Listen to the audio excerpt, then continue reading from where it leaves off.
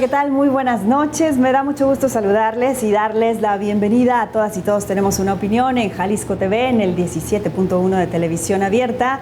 Esta es la mesa de opinión política, así que les invito a que se queden en la próxima hora a ver el análisis, la discusión, el debate en torno a los temas de interés público, los temas de la agenda local, pero también de la agenda nacional. Ya verán que hoy tenemos preparado un programa muy especial para ustedes, muy importante. Antes quiero invitarles a que nos sigan en redes sociales, en Jalisco TV, Noti Jalisco TV, ahí estamos a sus órdenes. Y por supuesto que se unan a la conversación acerca de los temas de interés público, porque muchos nos atañen, o si no es que todos nos atañen a la mayoría de las personas. En unos momentos más les voy a presentar a quienes esta noche nos acompañarán precisamente para analizar los temas, pero antes les invito a que nos acompañen a ver un adelanto de esos asuntos que vamos a tratar.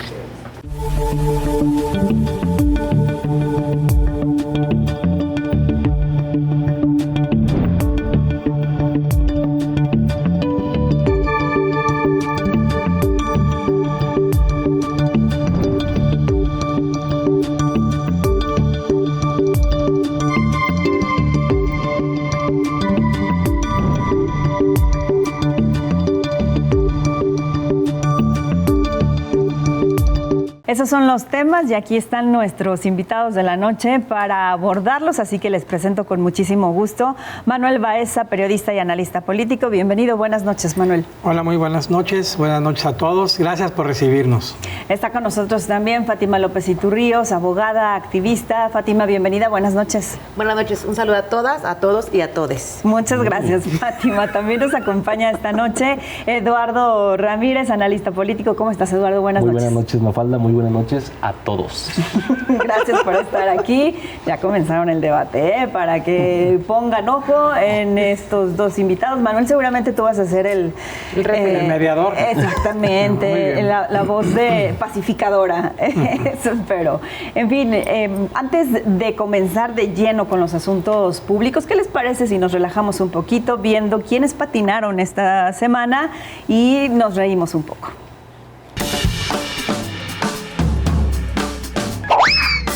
El patinón. Sé que la derecha va a hacer fiesta, qué bueno, como son de odiadores. ¿Verdad, chavo? Sí, que se muera. Yo creo que venía cansado, pasé un lecho seco de un río todo pedregoso, me tropecé, no supe ni cómo. No quiero que se vuelva a resbalar, ¿cierto? Que no quiero decir quién es, pero que lo estoy mirando. Estoy cansado, pasé una friega, tengo que dormir con el brazo arriba. No sé cómo voy a hacer eso. Mes y medio. Sí, me fracturé toda la base de la muñeca. Estoy bien. ¡Quiere llorar! ¡Quiere llorar! ¡Quiere llorar! ¡Quiere llorar! ¡Quiere llorar! ¡Quiere llorar! De aquí al día primero, eso que hizo que me gustó mucho, que pues los que tienen su carro en el corralón, que los detuvieron su moto, que no se las entregan, que pues sí lo va a recuperar, pues tienes que vender a tu esposa porque no te alcanza, ¿no? Me vendiste como una... Es una idea pues muy machista, la verdad, vamos a decirlo con su nombre. Ya quisieran ellos ganar elecciones para hacer reales con las escuelas. Veo que se olviden. Aquí no volverán a haber elecciones. No volverán a haber elecciones. Acaba de llegar una orden del jefe. Olviden todo lo que no sea un buen servicio. ¡Todo! ¡Sí, todo! ¡Vamos rápido, dense prisa! ¿Para qué crees que te estoy pagando? Tú no me pagas. Ni siquiera existes. Eres solo una ingeniosa metáfora visual que representa el concepto abstracto del pensamiento. Haces otro chiste como ese y te vas de aquí. El patinón. Bueno, pues ya vieron que el que no cae patina. Aquí en Todas y Todos tenemos una opinión. Si ustedes tienen alguna sugerencia de alguien a quien quieran ver con una situación específica, háganoslo saber en redes sociales, en Jalisco TV y Noti Jalisco TV. Y ahora sí comenzamos con el primer tema, que es el seguimiento al caso del líder criminal El Mayo Zambada, Ismael El Mayo Zambada, quien esta semana, el día de ayer, fue ya sentenciado a cadena perpetua, es decir, El Mayo Zambada morirá en la cárcel y no solamente eso, sino que además el juez también exigió el decomiso, una indemnización, por llamarlo de alguna manera, de 15,000 millones de dólares. Algo que pretende revisar la Fiscalía General de la República de México si van a requerir alguna participación. Bueno, ya vamos a platicar acerca de esos asuntos. Primero que nada, me gustaría preguntarte, Eduardo, ¿de qué tamaño es el logro o no de la justicia estadounidense? Yo creo que lo que celebro es que haya terminado la narrativa de los intocables, ¿no? En ese entonces fue de Al Capone, que era un intocable, que nadie lo puede tocar, y bueno, por el lado financiero se pudieron meter con él. Y yo creo que se rompe el tema de los intocables en México. Es decir, si de alguien se habló, si de alguien incluso se le aplaudió, porque hay sociedad que le aplaude al narco porque creen en esa falsa idea de que hay narco bueno, ¿no? Sí. Bueno, tenemos al Mayo Zambada, tenemos al Chapo, que era un capo de capos también, que está preso. Entonces yo creo que ese es un gran logro por parte de la justicia de Estados Unidos. Si viene lo que bien mencionas de los 15,000 millones de dólares que se le quieren decomisar, que ojo, ese dinero no está en una cuenta actualmente, es decir, más bien van a ver por el tema de confiscar bienes. La duda es, yo creo que todos tenemos aquí, si son bienes que ya le tienen detectados en Estados Unidos, en el extranjero, o bienes que nada más están en México, porque yo creo que ahí los gobiernos se van a pelear por la incautación de esos bienes, ¿no? Aquí también tenemos una que es un instituto, ¿no? Instituto para devolver al pueblo lo robado, que yo creo que le están haciendo ojitos para ese tema. Entonces, ¿qué creo que se celebra este tema? Pues bueno, que se pierda la narrativa del poder. Los narcos también caen. Sí. ¿Debe el gobierno mexicano entonces reclamar esto, Manuel? Estamos hablando nada más de la parte monetaria, porque curiosamente el gobierno mexicano pues no tenía como que muchos elementos para acusar y juzgar a Ismael El Mayo Zambada. Tuvieron que venir los gringos tristemente y llevárselo o organizar que se lo llevaran un grupo de mexicanos, pero básicamente toda la acción de detención y enjuiciamiento viene de manos del gobierno estadounidense, empezando por Biden y concluyendo con Donald Trump. Debería de pedir la confiscación, el confiscamiento, no sé cuál sea la palabra correcta, de 15,000 millones de dólares, calculan como 1,000 millones de dólares por año en un periodo de 15 años en los que son las acusaciones. Todavía estoy dudando. Ese dinero que está aquí, seguramente una buena parte, ranchos, negocios, bienes, cuentas de banco. ¿Quién debería de quedarse con eso? No sé.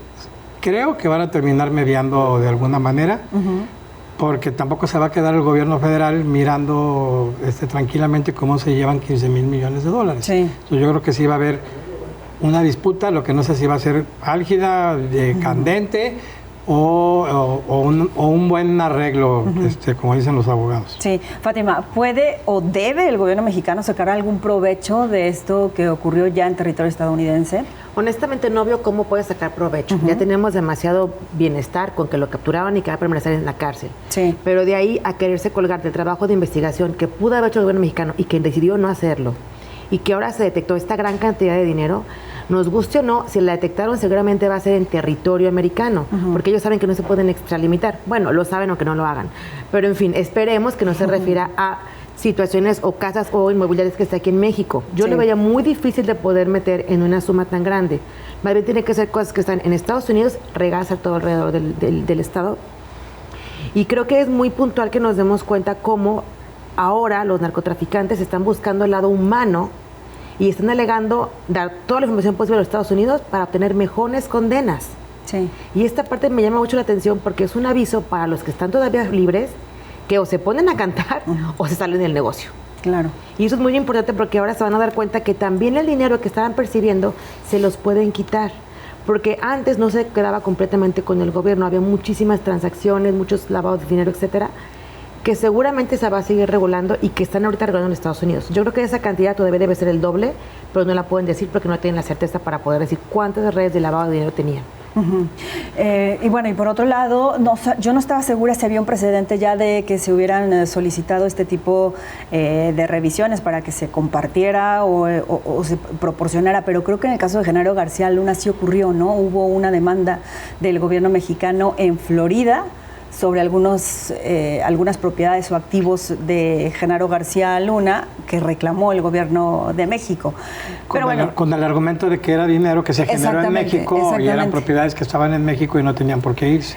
Pero además también, y ahí creo que sería la diferencia, de que utilizó a las instituciones del gobierno mexicano o del Estado mexicano para hacer todos estos actos irregulares. Pero veremos. Vamos a hacer una pausa, regreso para seguir con este tema, para darle una conclusión. Invito, mientras tanto, a ustedes que nos ven esta noche en Todas y Todos Tenemos una Opinión, a que se unan a la conversación en Jalisco TV y Noti Jalisco TV. Regresamos con más.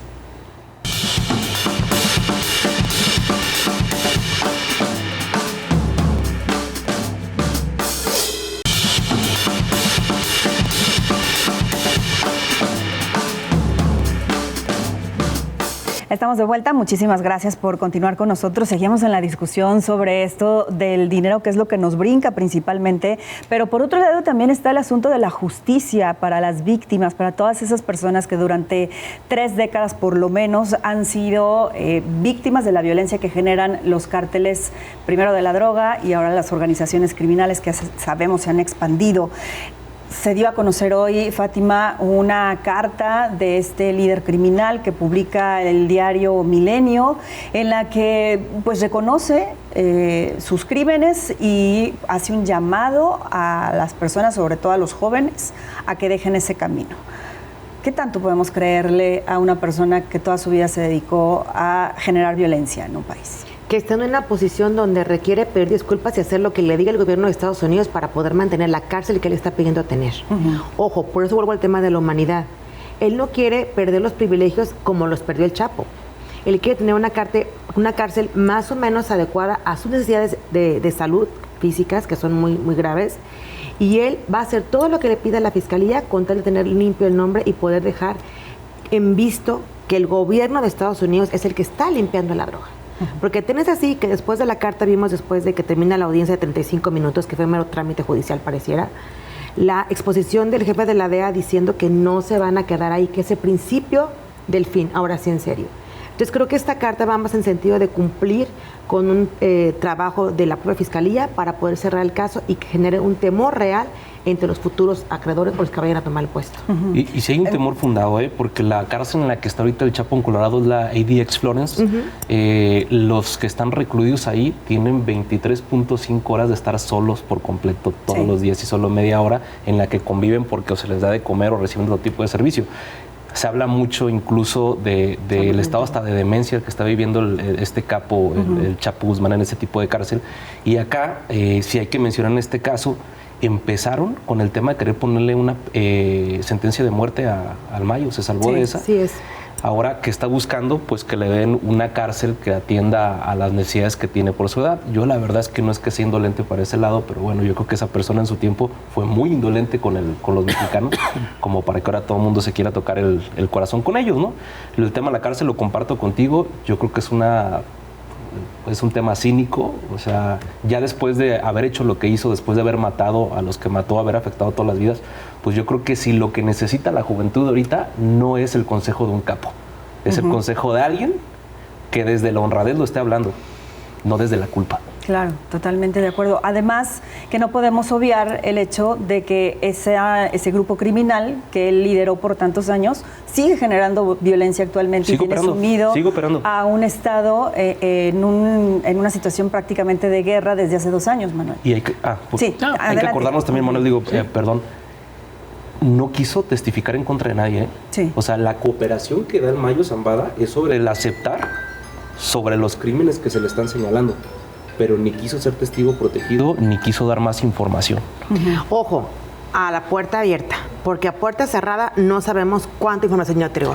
A lo mejor nada más hubiera sido valioso su testimonio contra personas, contra servidores públicos vinculados al narco o contra los propios narcos. No sabemos aún, porque de que él estaba buscando una mejor cárcel y para que se la den, él tiene que hacer muchas más cosas. Yo siento que la tiene de ganar en ese sentido desde que la detención fue ilegal. O sea, desde ahí ya tenían un problema ellos, como el fiscal o como el juez, de decir, oye, nada más no te sabemos explicar cómo es que llegó aquí. Ya pero desde ahí él tenía un margen para negociar. ¿Qué tanto peso tendrá esta sentencia, Manuel, en la operación de este grupo criminal? No tiene ninguna. El Mayo Zambada Es un hombre pragmático, él sabe que ya está perdido. Siempre fue de muy bajo perfil, por cierto, a diferencia del Chapo Guzmán, que le gustaba ser el héroe de todas las batallas. Él siempre se mantuvo prácticamente fuera de los reflectores. Y yo insisto en que estoy seguro que es bastante pragmático y considera que ya no tiene más para dónde hacerse. Tuvo que haber negociado algo de su familia, probablemente algunos recursos que se quedaran ahí todavía en manos de hijos, nietos o sobrinos. Pero el crimen organizado, la famosa malliza, que es como le llaman al grupo que operaba directamente él, ahí andan matando gente en Zacatecas y en Sinaloa y en todos lados. Es decir, impunemente. Una vez detrás de las rejas y más de las rejas estadounidenses, el Mayo Zambada ya no tiene ninguna capacidad de operación. Bueno, pues si les parece dejamos este tema porque quiero preguntarles acerca de otro asunto, a excepción por supuesto de lo que ustedes quieran comentar en nuestras redes sociales, pero es la visita de Claudia Sheinbaum a Estados Unidos para acudir a la final del fútbol de este mundial al estadio en Nueva Jersey, a invitación, según lo dijo después, del propio presidente de Estados Unidos, Donald Trump. Y pues como siempre o como ocurre ya comúnmente, se ha generado una polarización y una división acerca de su visita, de si fue o no fue. Hay asuntos que a mí me parecen triviales, pero yo quiero saber la opinión de ustedes porque pues para eso les invitamos. Eduardo, ¿es un asunto trivial? ¿Importó o no que fuera Claudia Sheinbaum a esta final? Yo creo que sí es un asunto trivial. La verdad es que poco importa para bien o para mal si va o no va. Creo que aquí el tema y el reclamo es hacia la gente que de repente sigue como fanático religioso a Morena. Es decir, qué difícil es mantener como morenista ese discurso contra España, ese discurso contra el gobierno yanqui, el gobierno injerencista, el que se quiere meter en las elecciones, el que se quiere llevar a los gobernadores, y de repente decir también que los eventos tipo FIFA, tipo Mundial son eventos que no son para el pueblo bueno. El pueblo bueno ve el fútbol desde sus casas, ¿no? Entonces, de repente, que en un solo día, en 90 minutos, pues se tengan que tragar todas las palabras porque dijiste que no ibas a ir a ningún partido y fuiste. No hay ningún problema con que vayas, nada más dijiste que no ibas a ir. La otra es que traes la narrativa del gobierno injerencista y vas a invitación del gobierno injerencista y te toca la casualidad de darle oro a los españoles. Que tampoco tengo problema, o sea, mi tema no es contra lo que pasó, sino contra lo que dicen un día y tienen que hacer el otro. Yo creo que esa es la crítica, son trivialidades, pero bueno, sí trascienden, porque lo estamos platicando aquí y lo está platicando mucha gente en todos lados. Manuel, ¿es un acto de incongruencia de parte de la presidenta o hay que ver su negativa en un inicio y su aceptación a acudir en este punto final en dos momentos distintos? Puede parecer una incongruencia, pero yo creo que no. A ver si logro explicarlo. Sí. Tengo la impresión, soy prácticamente convencido, de que Claudia Sheinbaum trae un problema con la FIFA. Es decir, seguramente no le gustaron desde aún antes de que fuera presidenta las condiciones, las reglas, todas las exigencias que genera un mundial, porque piden absolutamente todo. Ahora sí que prácticamente no gastan nada, todo tienen que ponerlo los anfitriones. Por eso creo que no fue a la inauguración. Sin embargo, sí fue a Nueva York, y ella misma lo dijo ayer, y eso está un poco entre líneas, fue porque le habló Trump. Si no, no hubiera ido. Es decir, no era algo que tenía planeado, y seguramente Trump le habló y le dijo, pues aquí te espero. Y seguramente aprovecharon para hablar otras cosas, aunque fueran 10, 15 minutos. De hecho, ella dice que tuvieron conversaciones muy rápidas, pero creo que fue única y exclusivamente para mantener una buena relación directa con el presidente Trump. No es lo mismo, pero ayer, prácticamente terminado el Mundial, Trump le asesta a Canadá unos 50%. Nuevos aranceles. Es decir, lo abrazó a Carney y lo besó y estuvieron muy contentos, y al día siguiente le puso un golpe por la espalda. En el caso de México nos están dando no por el lado del libre comercio, sino por el lado del crimen organizado, y tengo la impresión de que Trump prefiere mantener una relación menos conflictiva con México, institucional, que como la tiene con Canadá, donde abiertamente quiere convertirlo en el estado número 52 o 53 de la Unión Americana. Creo que fue buena decisión de Sheinbaum ir, no por la FIFA, no por el espectáculo, sino por la conversación que haya tenido con Trump. ¿Tú crees, Fátima, que hay un beneficio político de que haya aceptado acudir? Totalmente. Yo creo que el hecho de que vaya primero como mujer presidenta, primer presidenta mujer de México en un evento mundial completamente lleno de hombres, creo que es un gran logro para todas nosotras. Ahora sí que es lo primero. Segundo, evidentemente confirmo, como dice Manuel, que hubo un acuerdo de último minuto. Sí. Por lo que ven la compra del boleto, lo que nos hacen creer, o la narrativa que nos dijeron, es que fue casi de último minuto cuando compró para irse. En otra ocasión lo hubiera preparado con tiempo, hubiera tenido todo un equipo, pero no fue así, fue como muy de primera mano. Y creo que sí hubo mucho beneficio para México, porque esos pequeños momentos que estuvo con Marco Rubio, con etcétera, personas platicando, ya empezó a tener puentes de paz. Porque lo necesitamos ahorita, nos venimos con muchísimas broncas, están encima de nuestro territorio, están revisando nuestras cuentas, los políticos de humor están siendo revisados, ella ocupa estar ahí poniendo la cara para que vean, atrás del partido viene a ser un ser humano, no nomás es el nombre, o sea, vas a afectar vidas completas hacia una nación.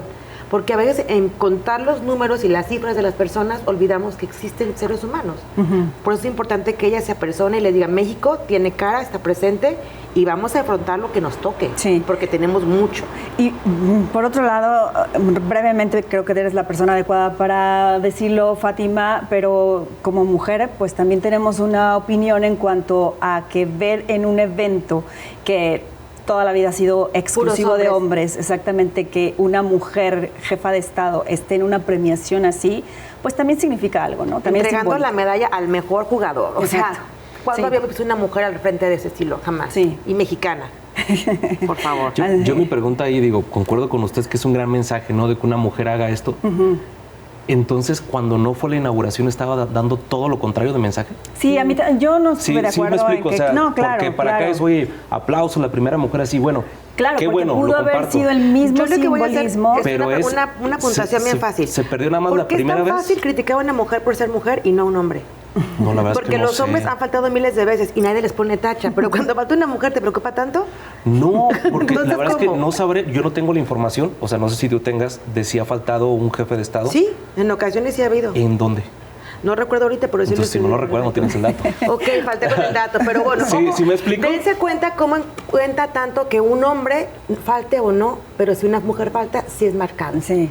Porque Pues, ese es el machismo intelectual. Si hubiera sido raro, hubiera sido lo mismo. No, de hecho, yo lo marqué como trivialidad. Lo que te digo es, si tanto aplaudimos el hecho de que estuviera ahí, es una pregunta, no es una pregunto yo. Entonces, que no haya ido a la inauguración, ¿está dando totalmente un mensaje diferente? No, creo que esté dando un mensaje diferente. Yo hablo únicamente del simbolismo de que estuviera en ese escenario. Sí faltó en la primera. Me parece importantísimo. Y bajo lo que dicen ustedes, que les llama y que les mueve como mujeres, yo creo que también hubiera estado bien que la inauguración se hubiera parado ahí, ¿no? Ah, no, claro, también Sí, coincido o sea, con eso. hubiera Sí, estado mejor. pero creo que una cosa no es excluyente de la otra. Tengo que hacer una pausa. porque tengas que faltar uno, Me faltas gustaría al seguir dos. con el debate, pero tengo que hacer el corte, así que regresamos.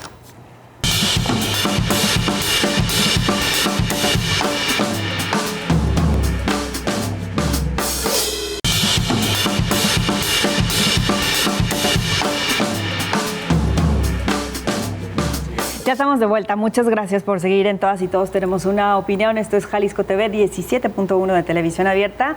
Estamos también en sus sistemas de cable. Esta noche me acompañan Manuel Baeza, Fátima López Iturríos y también Eduardo Ramírez. Y como ya lo están viendo, se está poniendo muy bueno el debate. Vamos a continuación con una de nuestras secciones favoritas.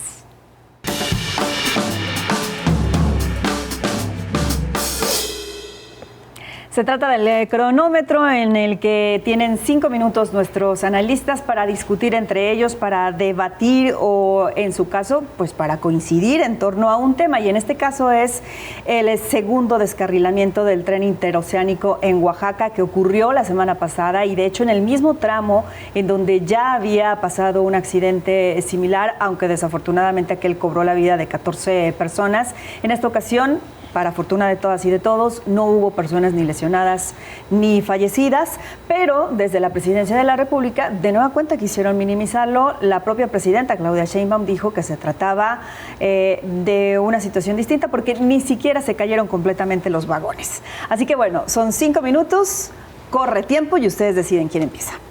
Manuel.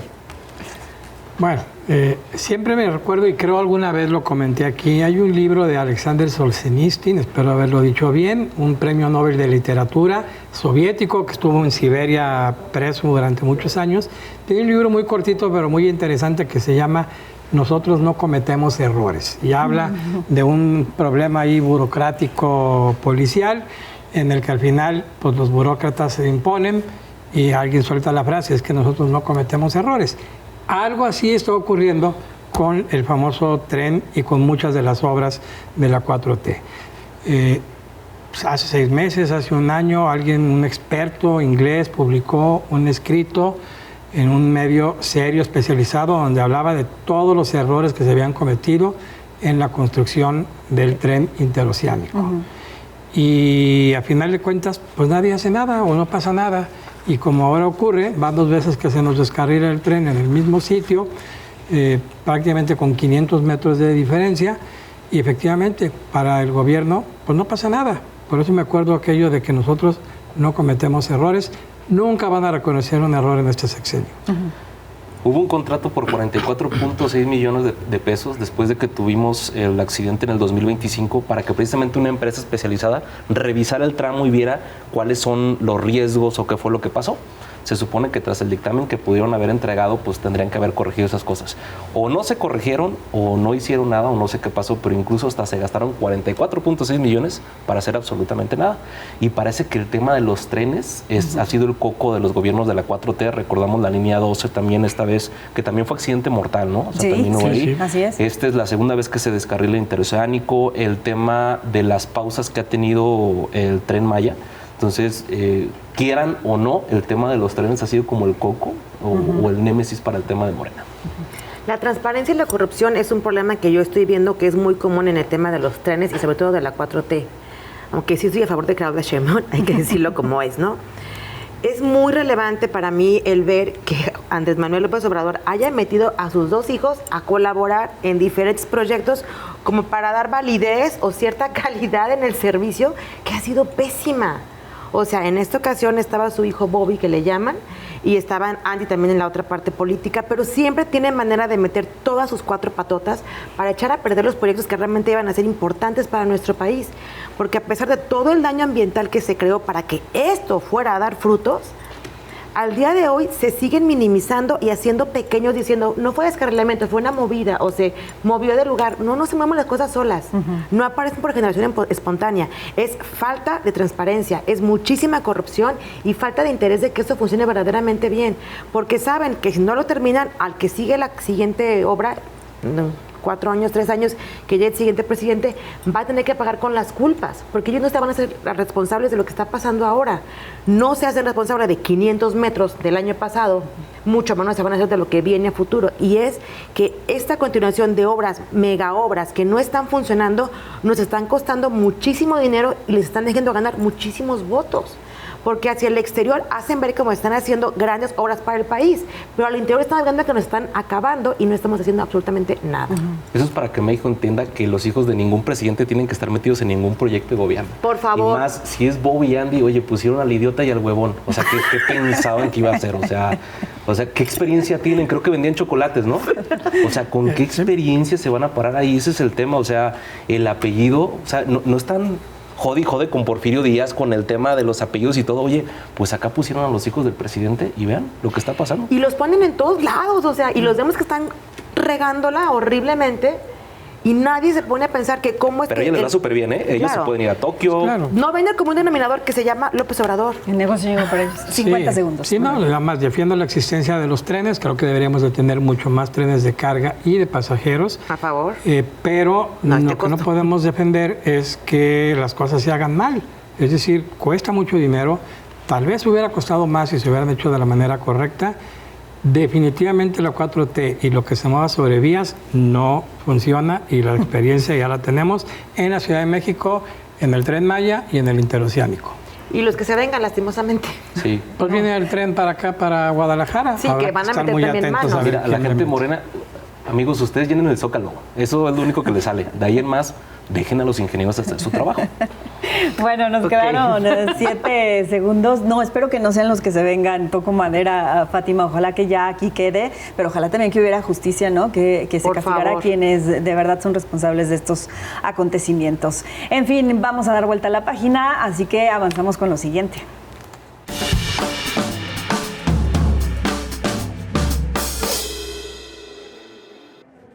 Bueno, pues se trata de que califiquen nuestros invitados de la noche, nuestra invitada de la noche, estas acciones, declaraciones políticas, estrategias de los gobiernos, y en este caso seguimos hablando del agua, de la situación del agua en el área metropolitana de Guadalajara.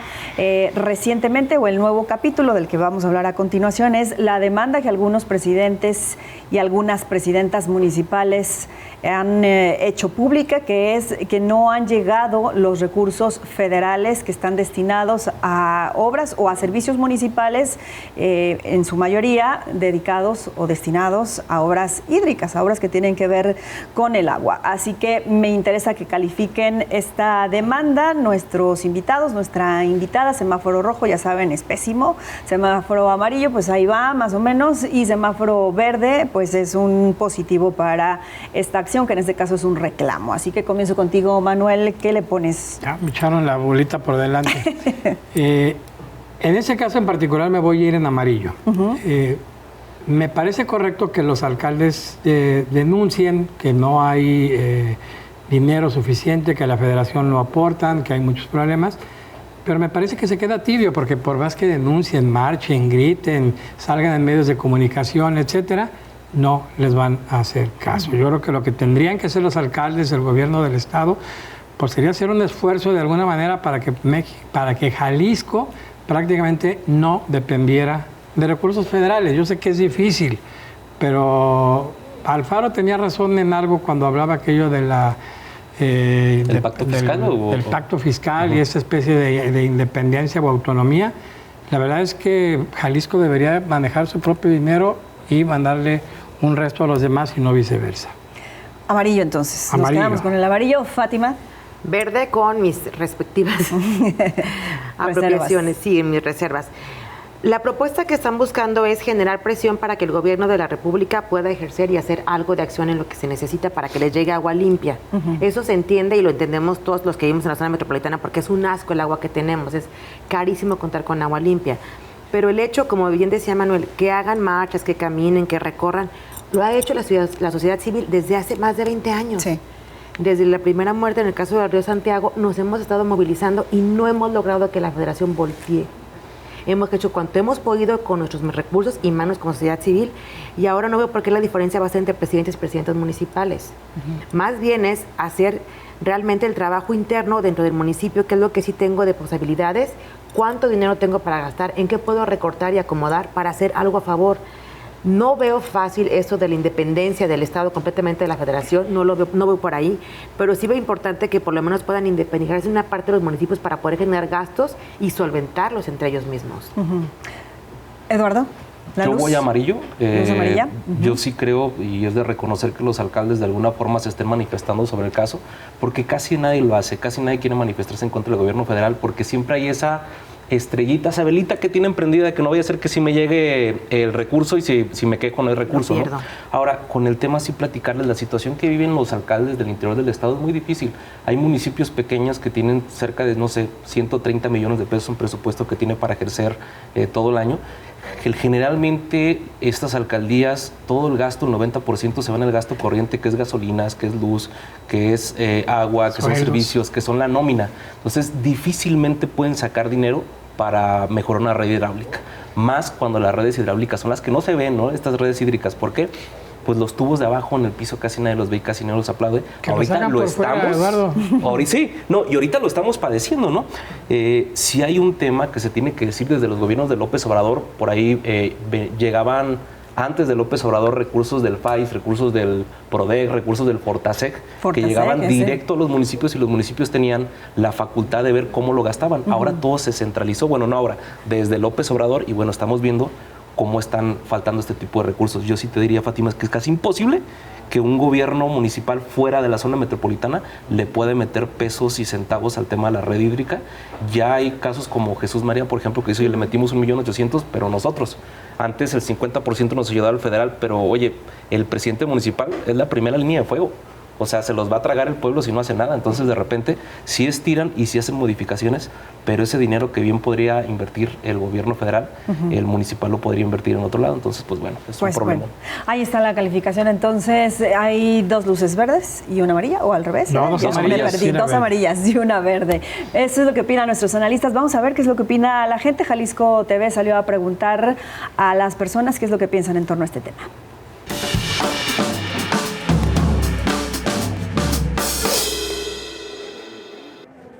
Todo lo que puede recuperar para invertir en infraestructura para la gente, lo que sea, para mí es bueno. Sí, porque el gobierno puede hacer su inversión, pero si hay alguna recuperación hay que hacerla. Esa es mi opinión. Pues uno de los problemas principales es lo del agua, que serviría para ponerle fin a todo este problema, ¿verdad? Que necesita ese recurso, que lo paguen, tienen que pagar. Lo que sea en beneficio del ciudadano, o sea, es correcto, ¿verdad? El beneficio lo tenemos cuando hay recuperación de todo. Justo porque es un dinero que no se utilizó, que no se necesitó para tal o cual fin, pues yo creo que es justo, ¿no? La devolución del recurso para seguir trabajando, y más en estos tiempos, pues que el dinero no nos alcanza. Es de que es muy importante que la federación se apoye al Estado, porque creo que lo que he escuchado que está un poquito alejado, pues, la federación de con nosotros. Pienso que sí es justo que se lo pida, porque necesitamos seguir aquí con obras, con todo aquí en Guadalajara. Entonces sí es justo. Entonces que sí, que se dé. Necesitan recursos para poder organizarlas. Definitivamente sí estoy de acuerdo. Pues que tienen que pagar, eso es de ley. Hay que pagar, lo que sea del César es del César. Los gobiernos federales deben de apoyar a nuestros gobiernos estatales, pero no estaba enterado de eso, de esos presupuestos. Sé que deben de mandar presupuesto de ciertos rubros a los estados, pero pues estaría bien, o sea, que los soltaran, ¿no? Que los hicieran llegar al estado de Jalisco.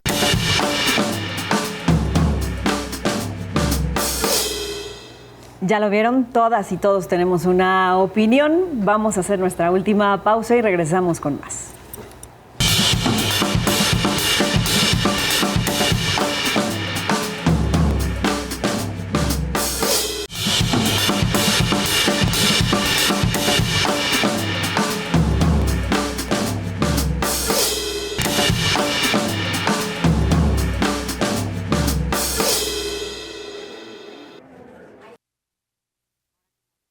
¿Qué tal, amigas y amigos? Yo soy Alberto Razo, espero que estén muy bien.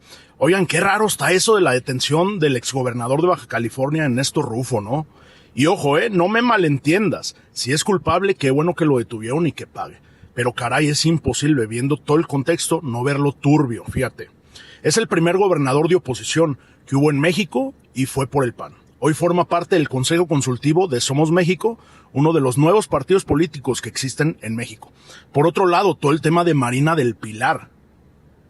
Por otro lado, hay incontables morenistas señalados de lo mismo. Mario Delgado, Andy, el hijo de López Obrador, Adán, Américo Villarreal, gobernador de Tamaulipas, el ex senador morenista Gerardo Novelo. En un terreno de su propiedad se encontraron 8 millones de litros de huachicol fiscal. En Ensenada, Baja California, por nombrar solamente algunos. Y a ellos ni siquiera los están investigando en México. Hombre, qué raro. Por otro lado, Morena controla aduanas, que es por donde pasa y seguramente sigue pasando el huachicol fiscal. Todos los pedimentos y documentos los firman morenistas. El SAT lo controla Morena. Pemex lo controla Morena. Todas las instituciones y todo lo que se necesita para llevar a cabo este negocio ilegal de huachicol fiscal lo controlan ellos. El dinero de ese huachicol fiscal lo necesitan y lo usaron ellos para las campañas y no soltar el poder. Y ahora nos quieren hacer creer a los mexicanos que Ernesto Rufo es el máximo traficante de huachicol fiscal. caray, es que algo no me cuadra, hombre. Porque los morenistas son los que controlan, permiten y se benefician. Y se han beneficiado más de todo esto, perdón, pero es que, otra vez, con Morena, pues algo sigue sin cuadrarme, pues. No sé, tú decides.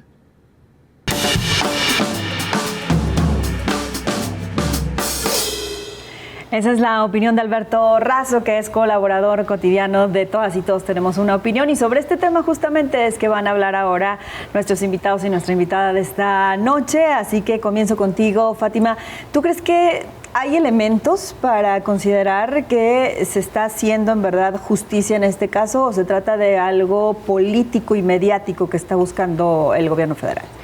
Mira, cuando se pone en la mesa el nombre de una persona acusada de huachicol y se empiezan a hacer las posibles averiguaciones, yo con eso ya empiezo a pensar que sí hay posibilidad de justicia. Lejos de que lo quieran hacer como un hecho político, a mí me queda muy claro que, voy a preguntarlo abiertamente, yo no conozco al día de hoy una organización ciudadana que se haya formado en partido que no esté empuercada. Todas terminan empuercadas. Ahora le tocó a Somos y le tocó en sus inicios. Y lástima por Alberto que forma parte de Somos. Pero lastimosamente, si esta persona ya está siendo nombrada, investigada y hay una investigación al respecto, yo no me voy a quedar con el simplemente decir, ay no, es que porque la 4T no lo quiere, nos va a tirar a nosotros que somos el nuevo partido político. Por favor. Tiene muchas más cosas de qué preocuparse, como de que salga un nuevo partido político y mucho menos un consejero ciudadano. Creo que la cosa es que les duele que cuando les pega a ellos en su organización, que se están viendo ya empuercados, que se están enfrentando a las grandes ligas de la política, ahora no saben cómo hacerle. Y él los tienes al propio Latinus sacando de que no es posible, él es ese exgobernador, jamás había tocado un tema, ¿cómo es posible? Y bueno, aquí en el Latinus pues también sabemos de qué tipo de medio es. Entonces yo creo que tendríamos que entenderlo como una parte de justicia. Claro que como toda justicia también agarró parte política.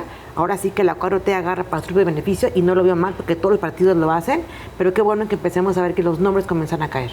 Ahora, es parte del Consejo Consultivo de Somos, pero es militante activo del Partido Acción Nacional y es un símbolo muy significativo, Eduardo, porque fue el primer gobernador de oposición del PAN que ganó en nuestro país.